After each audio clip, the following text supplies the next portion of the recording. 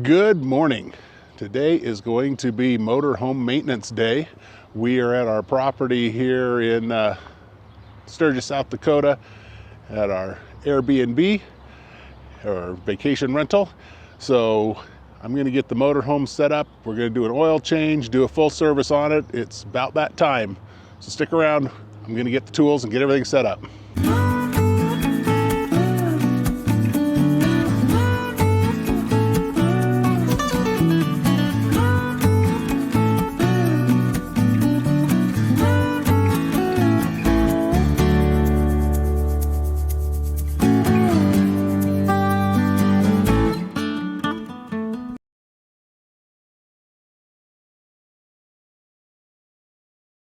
So I'm going to let it warm up a little bit as I'm getting all my stuff ready. Got the air pressure built up now. Going to let it warm up, get the oil a little bit warm, get everything flowing. That'll make it easier to drain, and it'll get all the contaminants all mixed back into the oil. All right, we got the motorhome warmed up, got the hood open, got all my filters here. Got a new air dryer, oil filter, fuel water separator, fuel filter, air cleaner. That's what I'm going to change this time. Got some oil. I got the Valvoline Premium Blue. I got a couple more of these in the shop. And we got the motorhome set up, engine open, and I'm going to crawl underneath and start draining the oil. Alrighty, we are underneath the motorhome here now. There's our oil pan. I'm going to turn you upside down and sideways here. There's the oil filter right here. Okay. So first thing first, we're gonna get the oil draining. So to drain the oil, this is a 3/8 square bit. So if you just use a 3/8 extension, you can reach up right around here. And we'll pull this drain plug and we'll see what kind of mess we can make. Because you know it's going to get all over everywhere. Unless we're really good. And I'm so smart, I didn't bring any rags with me. There we go. Got the oil draining. It's nice and warm, not too hot, so it's not burning me, but it's warm, so it's flowing. Now, what I'm going to do is I'm actually going to poke a hole in the bottom of the filter up here so that the filter will start draining out. I'm tilting you up there. Hopefully you can see through this little hole. I've got a punch, the sharp point on the end, and I'm just going to poke a hole right here in the bottom of the filter, and it should go right into my drain pan. That's the plan anyway. All right, so we're going to go a hole right up here in the filter.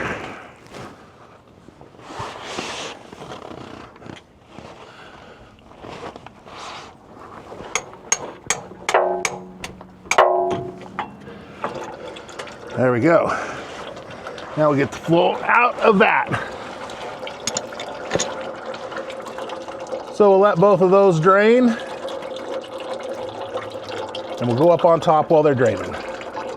So now we're back up here on top of the engine. And if you look in here, you can see here's the oil filter, kind of through this little hole right here that we drained from the bottom. The other thing I like to do is I like to poke a hole right here in the top of that oil filter. That'll allow some airflow and it'll allow that oil to drain out of the filter better.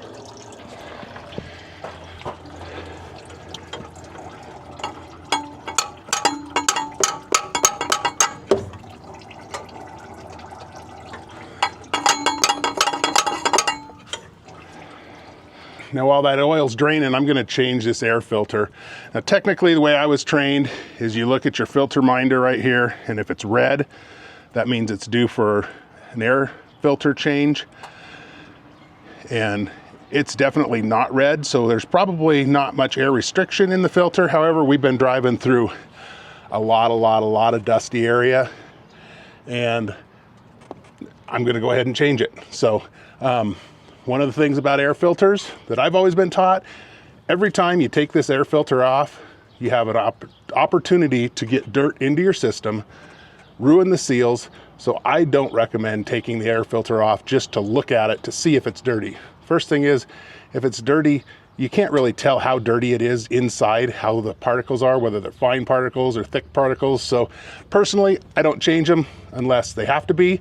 And normally I go by the filter minder, but we've got over 50,000 miles on this one, so I'm gonna go ahead and change it now. So what we got here is we got some Phillips head screws in the top.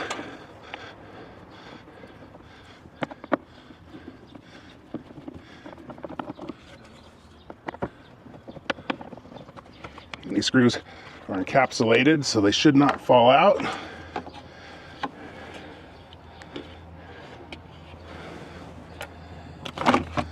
And then out comes the filter. And like I said, it actually looks amazingly clean. I feel kind of silly changing it because it does look super clean, but I got it here. Top's got a little dirt, but man, it doesn't look bad at all. So, but I'm gonna go ahead and change it because I got a new one. So here's the new filter. Power core, it's a Donaldson air filter. Did they leave this? Same filter, same number. I don't know if you can see the part number there, but I'll put a link in the description with all the part numbers.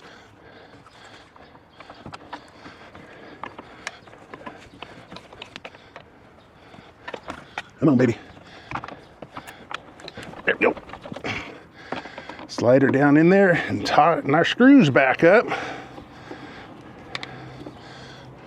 Speaking of part numbers for the filters, I purchased most of mine through Amazon, which I know a lot of people say no, but what I did do is I made sure to check that they were actually Fleetguard parts, not imitations. And I made sure to order them through reputable companies. A lot of times you can click on the link of who's actually distributing them. And you want to make sure you're not getting any knockoffs that aren't exactly the right filters. So I got the Donaldson air filter because that's what came on it, and I got all Fleetguard filters for the rest of my filters because I just want to have the right ones for the job. Now, I will leave links to our Amazon store and links to all the filters that we purchased. If you go to our Amazon store, you can find them there easily, and it'll cost you the same amount, but we'll get just a slight little kickback. I think in the year we've had the store, we've made maybe $5. So, you know, it's not going to get us anywhere too quick, but there you go. There's the air filter. Easy peasy. The other thing I'm going to do while the oil's draining, it's just about done, is I'm going to change our air dryer. Now this air dryer, that keeps your air system, which runs your brakes, your suspension and everything. It keeps the moisture out of that air, so you don't get any corrosion or anything breaking down. I recommend changing it once a year. Depends on the kind of humidity you're in. So more humidity, the more often you need to change it. I'll look up the specs and I'll put those on the screen, but I recommend just changing it once a year.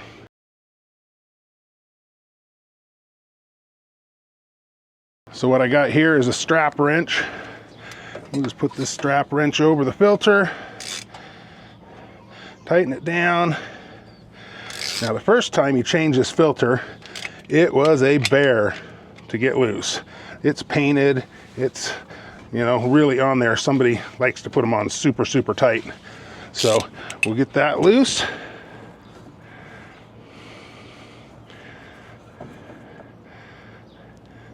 We got the air dryer off. You can see there's some moisture and some contaminants in there. That's what its job is. We've also got a O-ring here. The new filter comes with a new O-ring. We'll take that off, set this aside.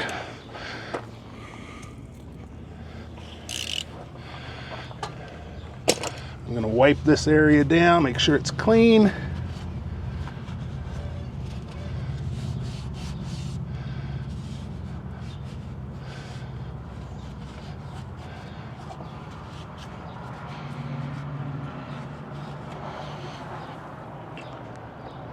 Here's our new O-ring. I put a little bit of grease, silicone grease on it. Get that down in its groove. Make sure it sits in there nice.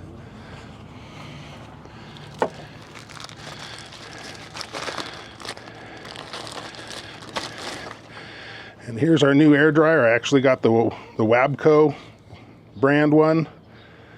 They only want you to service with genuine Wabco parts. And then this just sits on top. And we screw it down tight. Now typically, hand tight, I got big hands, but typically hand tight is gonna be good enough for these. So get them nice and tight. I wouldn't recommend putting a big wrench on it. So there we go. Another filter done. Quick and easy peasy.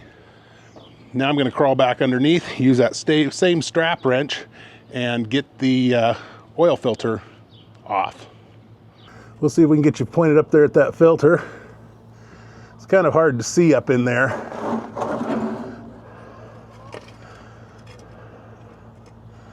But it's up there. And we'll see how our handy dandy strap wrench does on that one.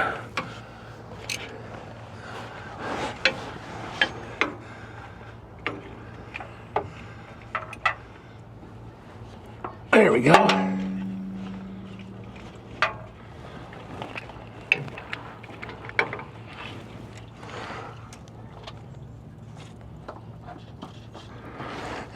Now see if we can get it out of there without making a mess.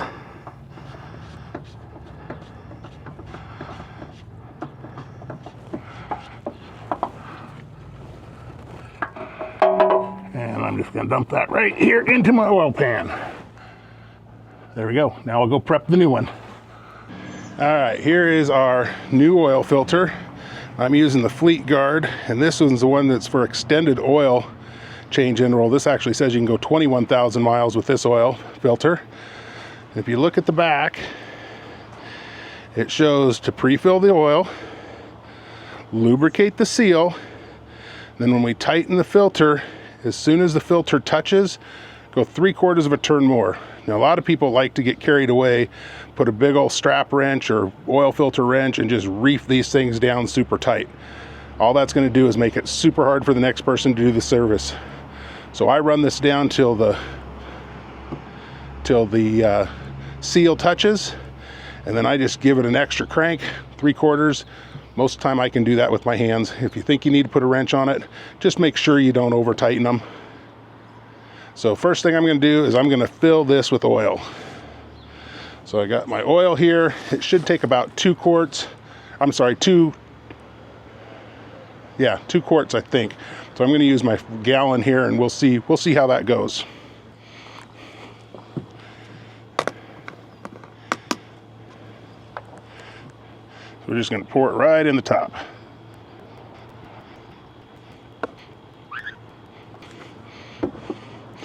Got that full. Now I'm just going to take some of this oil, run it around this seal.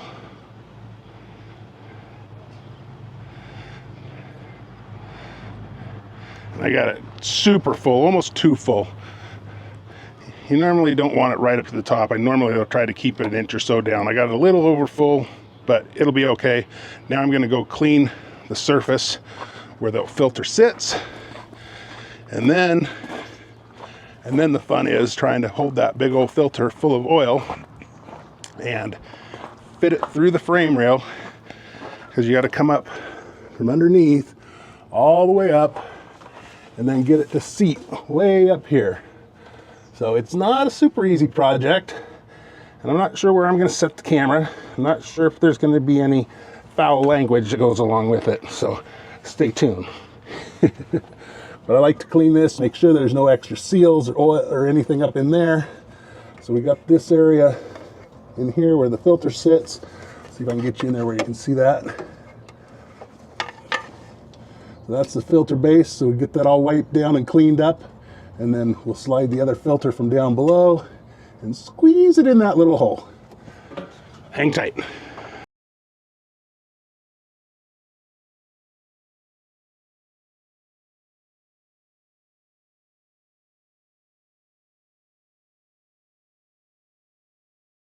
Well, I just noticed that my camera was on some different mode, so hopefully all that footage came out okay. If not, I just wasted a bunch of time. But anyway, I just got the filter on, and I'm going to finish tightening it down here real quick. There's the filter in place. I just got to give it that extra 3/4 of a turn now, and then we will put the oil drain plug back in and start filling it back with oil. Oil's still dribbling a little bit, but it's pretty much stopped. So we're going to call that good enough. I'll wipe any contaminations off of there. Wipe my drain plug down here. I could wait and let it dribble all the last little bits out, but I'll bet that by the time it's all dribbled out, that's not that much. So I'm going to go ahead and put the plug back in.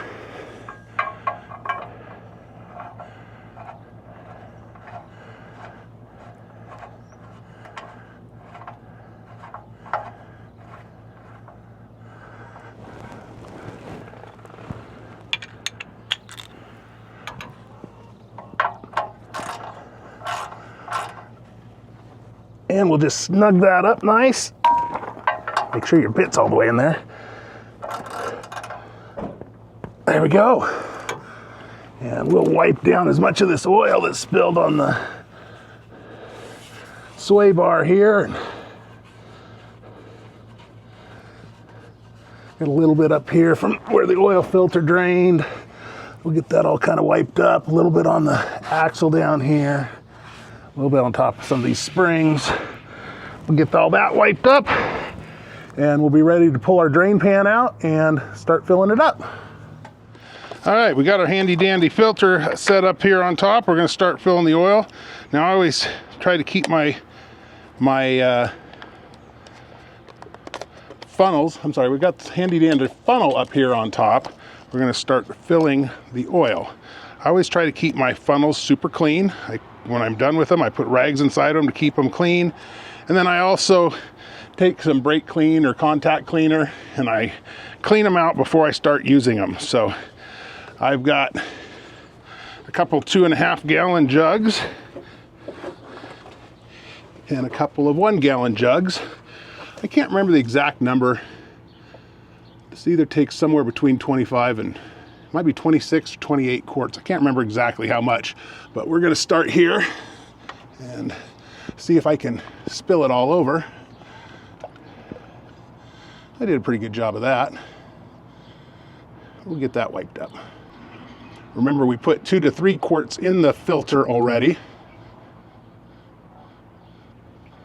One thing about these big jugs is they're a little bit more awkward. All right, next one. Hey, that one was better.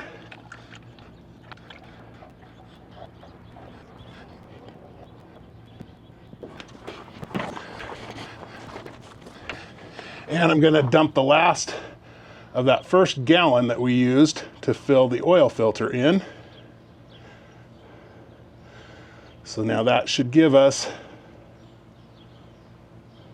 what, 24 quarts of oil in the system. So now we are going to check the dipstick, see where we're at, see what it shows. Wipe her down.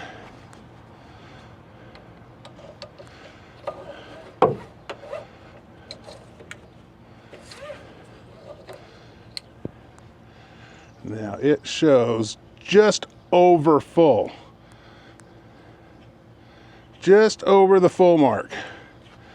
Now at the bottom of the full mark it says to add 4 quarts. And so it's just over it. So what we're going to do now, get this oil funnel out of the way, put the cap back on. I'm going to start the engine on, let it circulate a little bit, then we'll settle it, recheck the oil, see if we need to add some more. Climb inside. Turn our gauge on. Do, do, do, do. Wait for all the bells and whistles and everything. Let's turn that fan down. How about that? And we'll crank her up.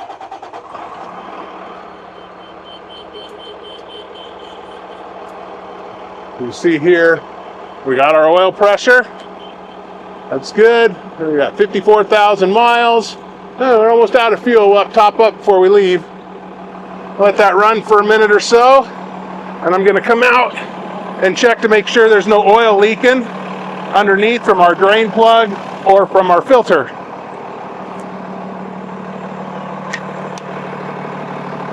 So I can see the filter here.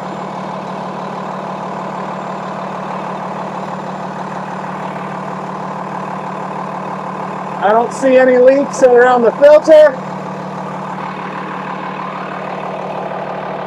I don't see anything dripping off of my oil drain plug. Now while this is running, I'm going to check my transmission fluid level. It's not up to hot temperature. Technically, it's supposed to be hot when we check this, but our Allison transmission right here, full hot, full cold. So technically it does have a cold spot on there.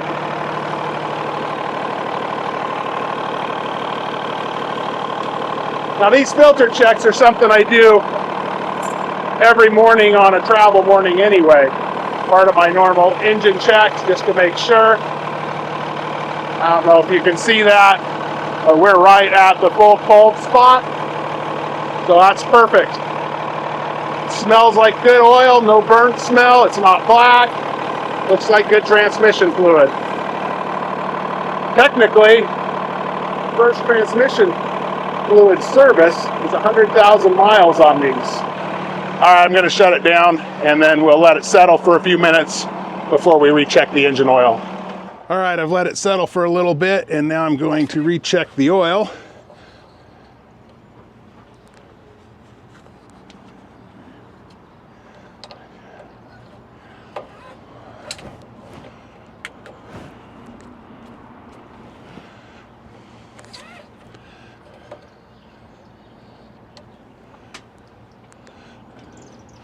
So we are just a hair above the full mark. It was right about the line that says full, or the L on full. So we're just above the full mark. So most of the research it does says that it normally takes 26 to 28 quarts, including filling the filter. This, I have 24 quarts in it, and it's just above the full mark. So next time I'm gonna start with just 20 quarts, including the filter, and hopefully it'll be at the add mark, and then from there we'll top off to the full mark, but I think we'll be just fine right there. So our next step now is we are going to change the fuel filters. It's recommended that they get changed every 20,000 miles. We're at 15,000 miles and I plan to do another 15,000 miles before I do the oil change again, so that would end up putting us over by 10,000. So I'd rather just get them done early. So to start with, I'm going to start with this water separator filter, and there's on the bottom of it, there's a little drain plug. I put a drain pan down below, so we're going to open that drain plug and we're going to drain that filter out.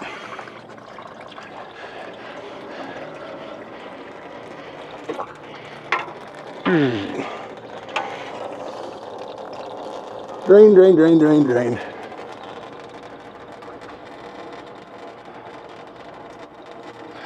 If you look at the bottom, this actually has a water sensor. I don't know if you can see that because of the sun, but there's a water sensor. It's a water in fuel sensor is what it's actually called. And if water gets in your fuel, it'll separate out and fill up this bottom little part of the canister. If you get a code that says you have water in your fuel, what you're going to want to do is just drain the water off the bottom of this filter. And once that's drained, I'm actually going to pull this plug. There's a squeezy thing on here.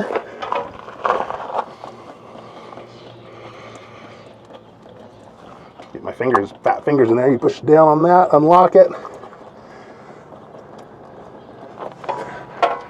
So there's a red tab here that you have to push down to unlock.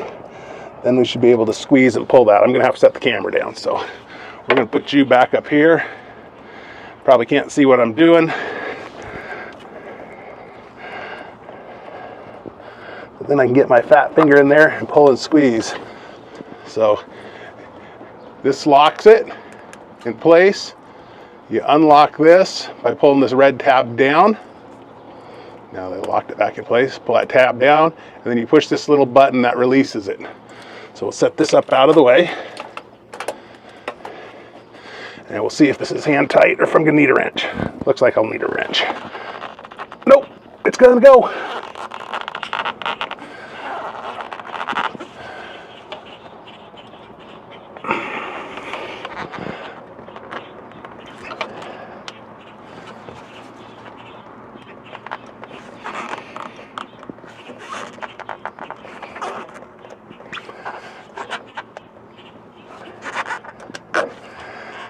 Now this is plastic, so if you do use a wrench, be careful.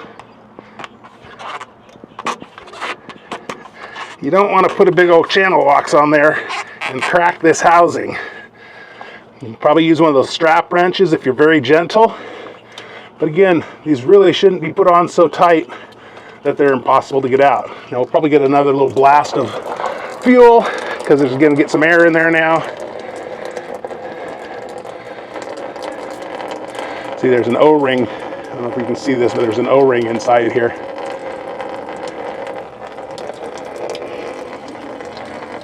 Now that there's air in there,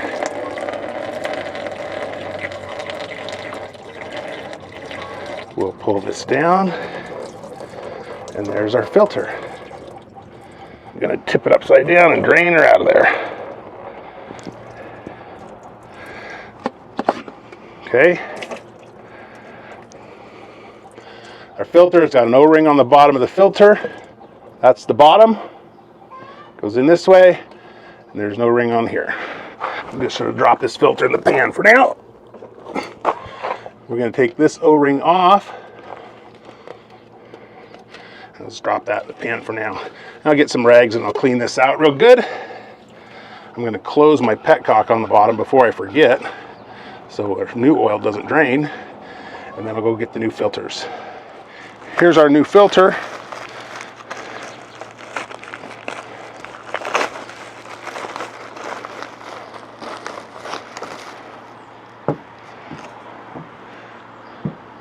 That's a Fleetguard filter. Again, I try to always buy quality name brand filters. If you noticed, when I took some of those other ones off last time, I was unable to get some of them, so I used some off brands. I actually ended up using a Napa oil filter the last time, but that was just because I had ordered the wrong filter and I already had the oil drained and I needed to get a filter immediately, so I ended up using the Napa filter. Now I'm going to take a little bit of oil, fresh oil. I'm going to coat it around these O-rings. Just give them a little bit of oil. We got two sizes. The large one is going to go back around here.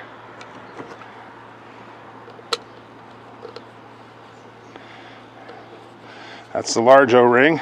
Make sure you got a nice little oil ring around it. And then the small one, a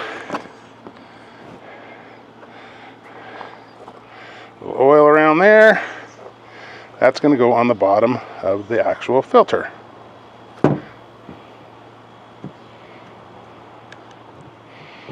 Okay. Now this will sit down inside there just like it came off. And we'll go screw it in. Alright, so we got it running. Now if you notice, the fuel line is way down here low. What that is because this fuel filter is so clean, the fuel is flowing through that filter fast enough that the fuel level is way down here. As that filter gets dirty, that fuel level will actually come up. And if that fuel level is sitting way up at the top, that tells you that that filter is probably a little bit dirty. It's pulling fuel out of the filter just as fast as it's going through the filter, basically.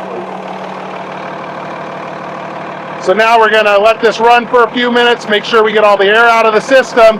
Then we're going to come down here and we're going to change the primary fuel filter. All right, we're back underneath. The final filter I'm going to change is this fuel filter right here. So the one up on top is called the fuel water separator. This one's called the fuel filter by Cummins. Sometimes they call them primary and secondary filters. So this takes a 1-inch socket, or a 25 millimeter socket, fits right on the bottom of that. And again, it's O-ringed. So we're just gonna unscrew this and we're gonna get fuel spilling. So I do have the fuel pan underneath it.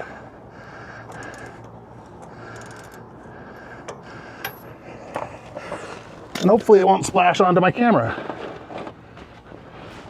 or into my face. Ready? Here it comes.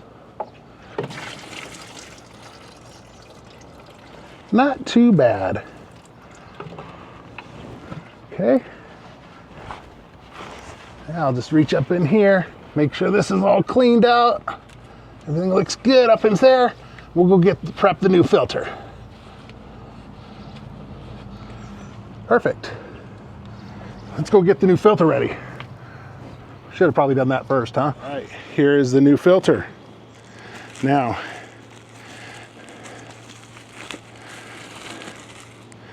if you look at the new filter, it shows right on the side of the filter.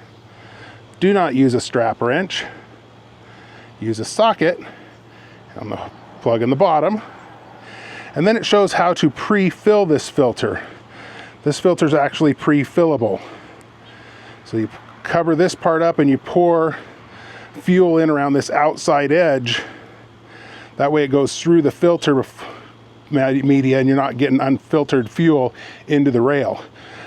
I'm not going to pre-fill this one again. I'm going to do it the same way I did and let the engine pre-fill it. If I had the can here, I would pour fuel carefully into this outside rim, leave this cap on so none of the fuel gets into the inside. Then we'll pull the cap off, screw the filter on. Also, it shows to use your ratchet wrench and socket, and it's 25 foot-pounds of torque. Sorry, 28 foot-pounds of torque. So let's get this new filter on.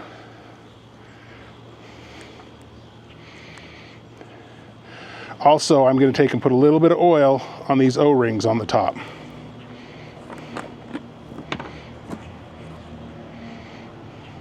And all that oil does is it just helps make it so the seals don't stick next time and make it harder to get off next time. It just helps that seal. Let's get this on there. All right, we're just gonna screw this on, hand tight to start with. I'll grab my torque wrench and we'll torque that to spec.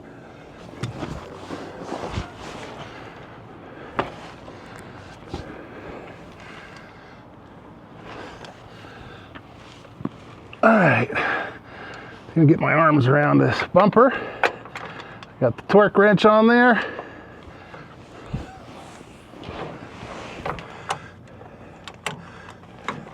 Got it set at 28.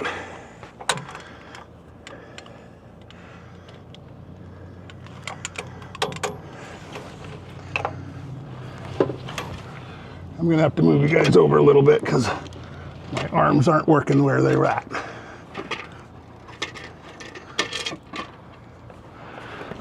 There we go.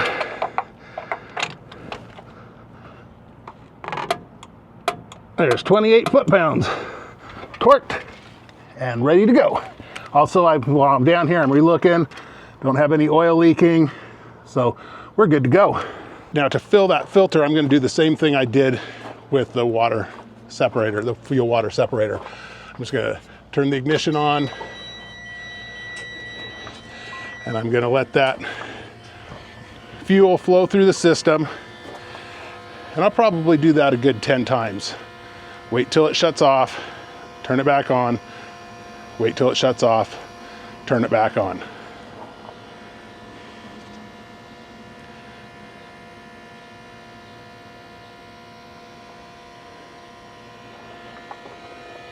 And also I'm looking down underneath, making sure there's no fuel drips. There, it shut off. I'm going to turn the ignition off. Wait a few seconds and turn it back on. And we're gonna do this a few more times and then we will be ready to start it again. There's one other filter that I failed to mention, and that is underneath this panel on the top of the engine is a crankcase ventilation filter. Now that filter is recommended every 60,000 miles, I believe. I did not order one of those, but I'm gonna get one on order. We're, like I said, only at 54,000, so technically it's probably time to change it. So we're gonna go ahead and get that ordered, and we'll change it at a later date. But yeah, that's just underneath this top cover. And when I get that filter, I might do a short or something just to show how to change that filter real quick. All right, we've let it cycle about 10 times. I'm gonna go through its startup cycle again here, and we'll see if we got any more air bubbles in there.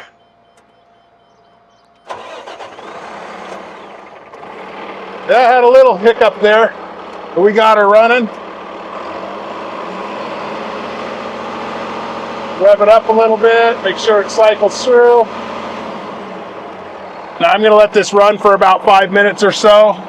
Just make sure we get it all cycled through. But that pretty much completes the engine service.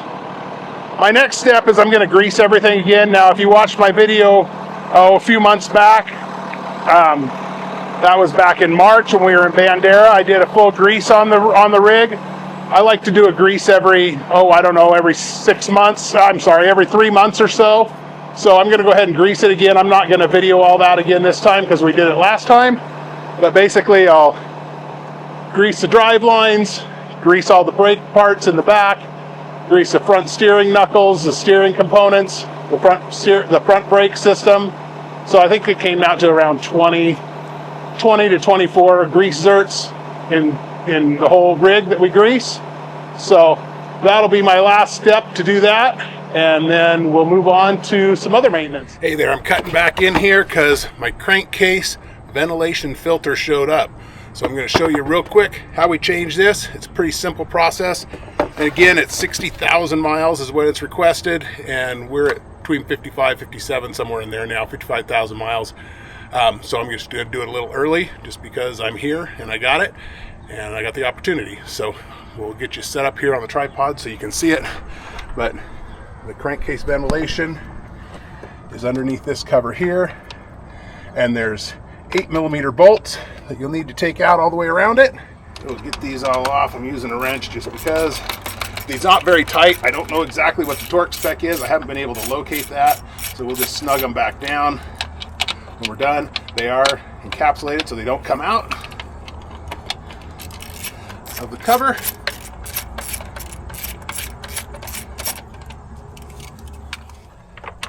And we'll pull it up and we'll wiggle it off. So yeah, see, there's one back here. There's 1, 2, 3, 4, 5, 6, 7, 8, 9, 10, 11 bolts. And that pulls your cover off. And this is your crankcase ventilation filter.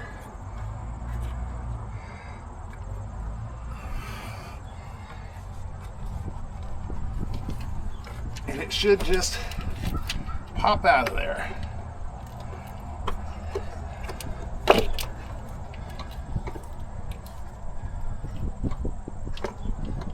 Maybe if I can get my fingers under it. I'll show you what the new one looks like. There's the top, there's the bottom, there's just a couple O-rings there that hold it in place. Now let me get a little pry tool here. All right, gently, I'm just going to take this little tool, just lift up on it. There we go. Pops out, and there you have it. Not too bad. I'm going to take a rag and clean these holes out a little bit where the seals are.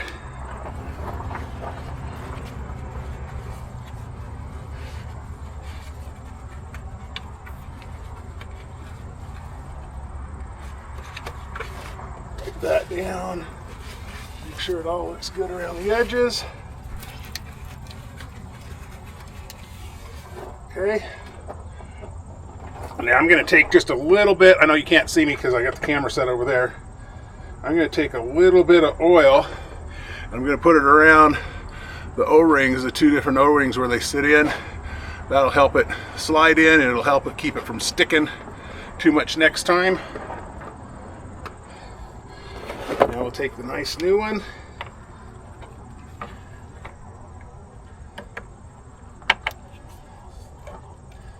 You can Feel it kind of locks into place.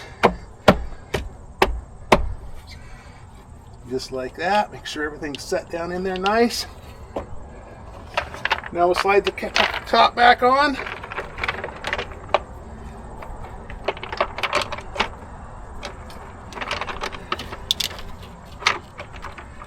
Make sure all of our screws bolts start back in the holes.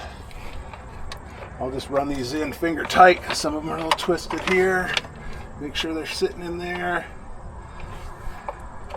And again, I don't know the torque specs. I'm sure it's an inch-pound, pretty light. It's gasketed pretty nice, so I'm just gonna run these down snug. All right, they're all finger tight, so now I'm gonna tighten them with a wrench. I'm gonna start in the middle, kind of crisscross, and I'm just gonna go to where I feel it feels like they're snug.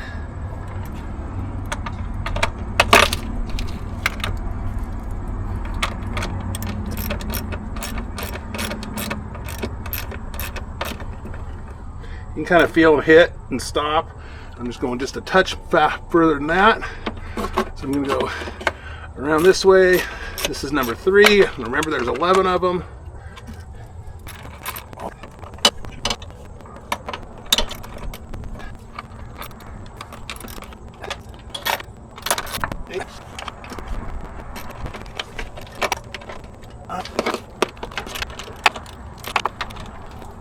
And finally that last one that hangs out over the back. And 11. All right.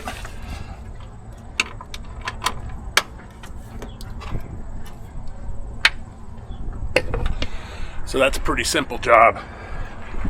It'd be hard pressed to want to pay somebody to do that one when you can buy the filter easily. And what's it take? All of maybe 10, 15 minutes to change that out. So there you have it. You know, it's important to do your oil changes, even if you don't put that many miles on them. The oil can deteriorate over time, especially all the additives that are in the oils nowadays.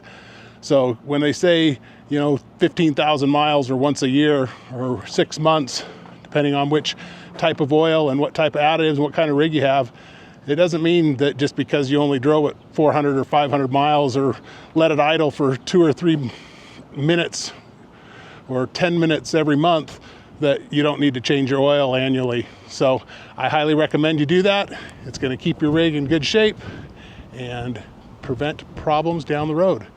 I guess that's why they call it preventative maintenance. Anyway, I hope you enjoyed the video. Hope this helped some people out. Leave me a comment. Tell me what you think I did wrong. Tell me what you think I did right.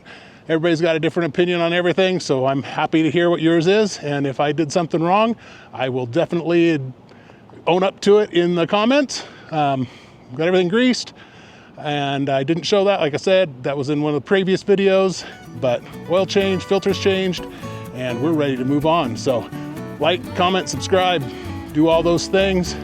Check out a couple of these other videos, and thanks again for watching. Bye-bye.